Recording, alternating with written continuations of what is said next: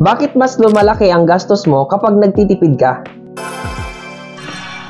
Hey, ako si Mark Verey, ang iyong business chismis buddy. O buddy, mag-experiment tayo ngayon.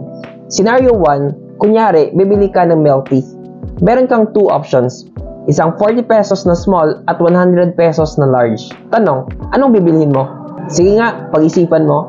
40 pesos na small o 100 pesos na large? Usually, based on studies madalas na pinipili ay yung 40 pesos na small kasi gusto nga nila makatipid. Ito ay normal kasi gusto natin mas maliit ang expenses natin. Scenario 2 na experiment, same pa rin pero ganito ang options mo. May small, medium at large. Small 40 pesos, medium 90 pesos at large 100 pesos. Alin dyan ngayon ang bibilhin mo? Kung bigla kang napaisip, large na lang kaya kasi ang lapit lang naman sa medium Pricing strategy po yan. Ang tawag dyan ay decoy pricing strategy. Yung 90 pesos na medium ay siningit lang para magmukhang mura ang large na 100 pesos.